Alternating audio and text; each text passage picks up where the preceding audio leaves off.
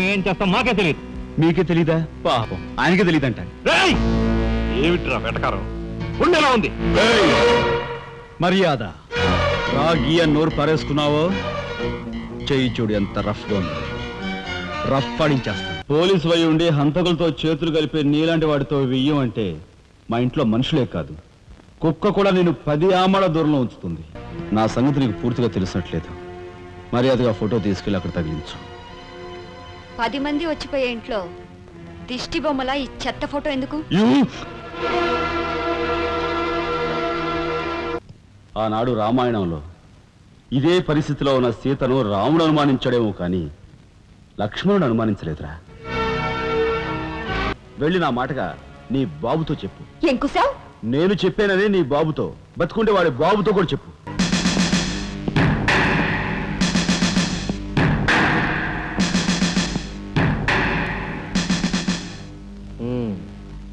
నువ్వేనా తొట్టి గ్యాంగ్కి లీడర్వి? తొట్టి గ్యాంగ్ కాదు, అనుకుంటే ప్రాణాలు తోడే గ్యాంగ్. ప్రాణాలు తోడే గ్యాంగ్. అందుకే ఆ కార్మిక నాయకుడు ప్రాణాలు తోడేశారు. అవునా? ఏమిటి? మర్యాదగా నేరం ఒప్పుకో, లేకపోతే మేమేం చేస్తాం మాకే తెలియదు. మీకే తెలీదా? పాపం ఆయనకే తెలియదంట. ఏమిట్రా వెటకారం? ఉండేలా ఉంది. మర్యాద రాగి అని నోరు పారేసుకున్నావో చెయ్యి చూడు ఎంత రఫ్గా ఉంది. Rough ఆడించేస్తాను. You rascal! You bloody... You bloody... You shut up!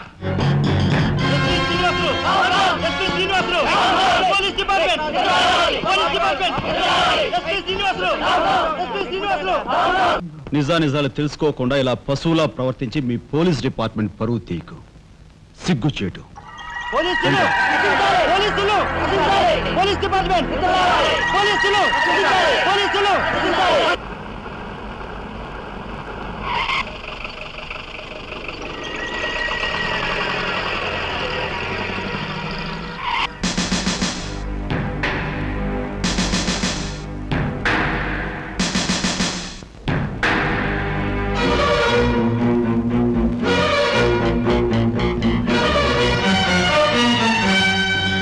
జీపెక్కు. ఎందుకు ఎక్కాలి? It's my request. నీతో చిన్న పని ఉంది. కమాన్.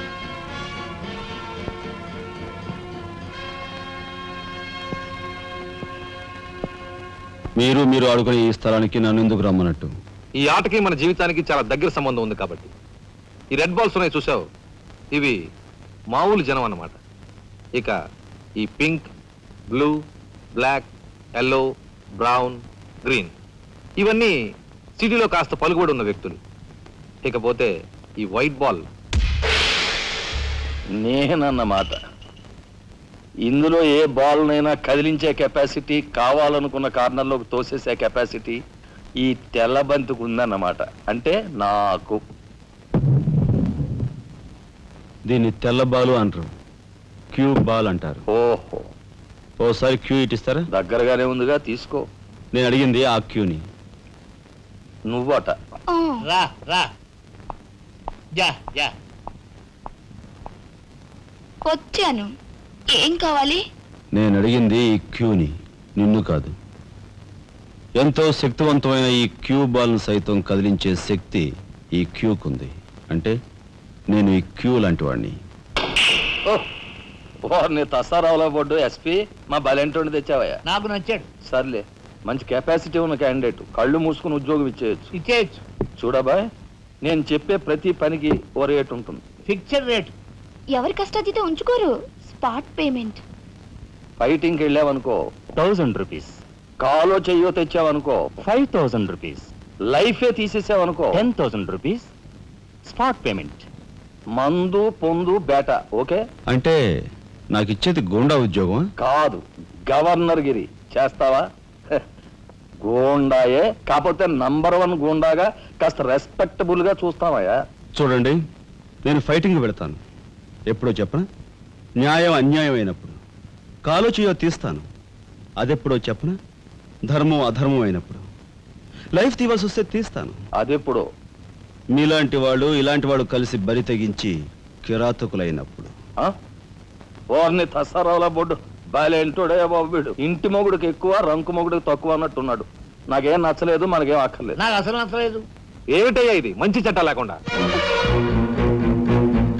ఆ మాట అడగాల్సింది నేను. కట్టుకున్న మొగుడు పెళ్ళాన్ని బ్రోతల హౌస్కు తీసుకెళ్ళడం ఎంత నీచమో, పోలీస్ ఆఫీసర్ ఒక పౌరుని ఇలాంటి గూండాల కొంపు తీసుకురావడం అంతకంటే నీచం. సిగ్గుండాలి. ఎస్పీ గారు, కొంచెం అలా పక్కకు వస్తారా? మనం ప్రైవేట్గా మాట్లాడుకుందాం. Why not? షూర్. పద బాబు.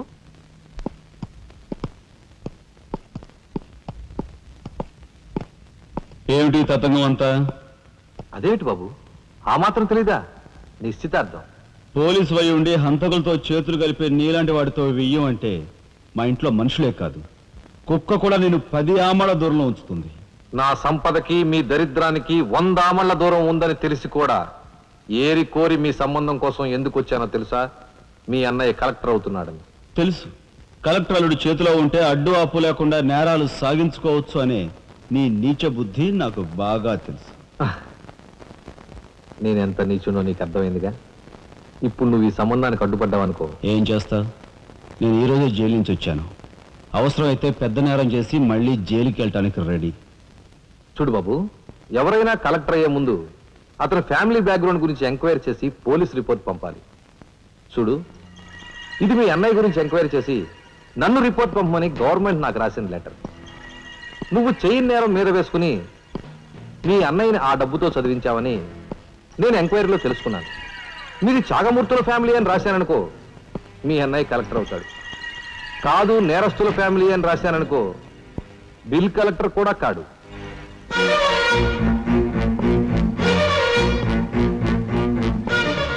మరి మీ అన్నయ్య కలెక్టర్ కావాలనుకుంటావో ఇంకేం కావాలనుకుంటావో నువ్వే నిర్ణయించుకో. నేను వస్తాను. లోపల నా కోసం ఎదురు చూస్తుంటాను. బాయ్.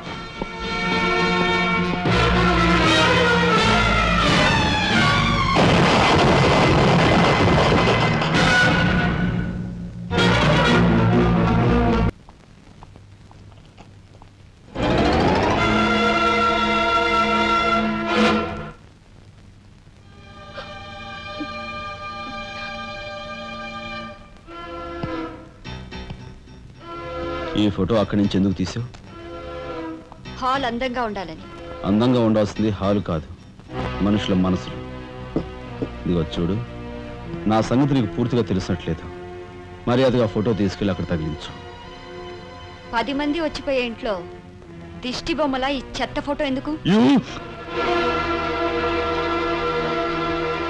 మా వదిని పిల్లల్ని చిన్న చూపు చూస్తూ అడుగున అవమానాలు పాలు చేస్తున్నా. దానైనా క్షమితేవో కానీ చనిపోయిన వాళ్ళు అవమానిస్తే మొత్తం నీ ప్రాణాలు. ఏం చేస్తావు? ఏమైనా చేస్తాను. You shut up! రాజా,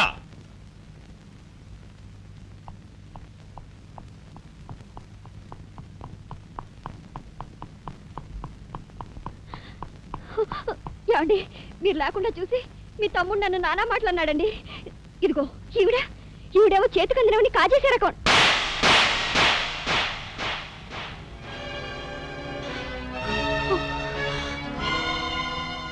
నువ్వు నాకు భార్య మాత్రమే.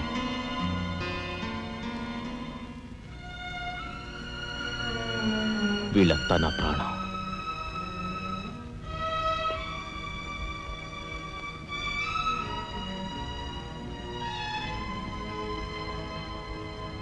మర్యాదగా ఈ ఫోటో అక్కడ తగిలించకపోతే మా తమ్ముడు చేస్తానన్న పని నేను చేసి చూపిస్తాను. ఈ ఫోటో అక్కడ పెట్టు.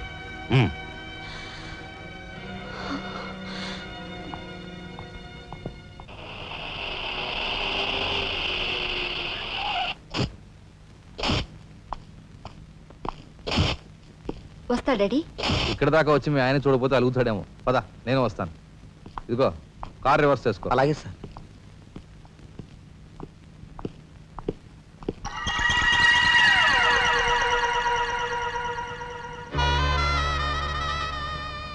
వాళ్ళని బయటికి పంపించే అవకాశం వాళ్లే మనకు కల్పించారు. అంటే చిన్నదారి, నీకు అర్థం కాదు. నువ్వు ఒకసారి పైకి వెళ్ళి మీ ఆయన్ని తీసుకురా. మిగతా విషయం నేను చూస్తాను. వెళ్ళు.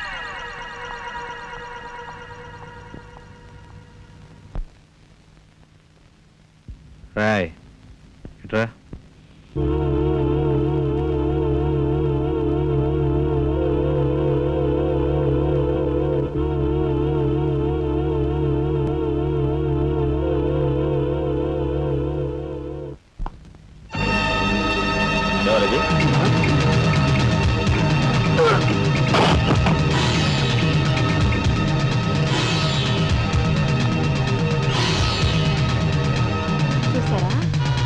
వదిన గారి రాసలీలలు.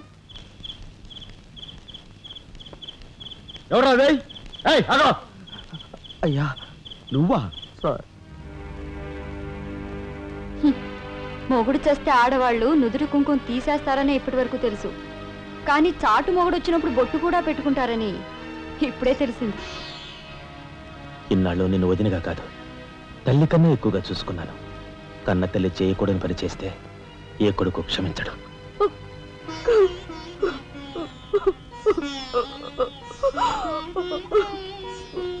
ఇది గౌరవస్తులుండే ఇల్లు.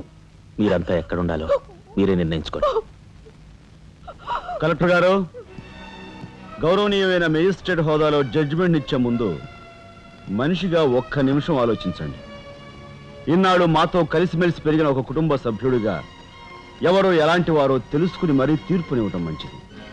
మన కంటి కనిపించేవని నిజాలు కావు. ఈవేళ అన్నయ్య పుట్టినరోజని వదిన పెట్టుకున్న బొట్టు నిజం కాదా? కట్టుకున్న పట్టుచీర నిజం కాదా? నేను చూస్తుండగానే ఆ డ్రైవర్ ఇవిడి గదిలోంచి బయటికి రావడం నిజం కాదా? ఇవి చాలవా, లేక అగ్ని పరీక్ష చేయించాలా?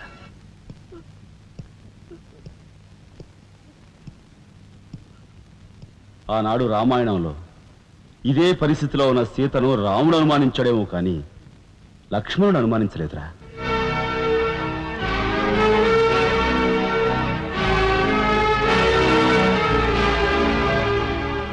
నాయనమ్మా, మీరు లోపలికి వెళ్ళండి.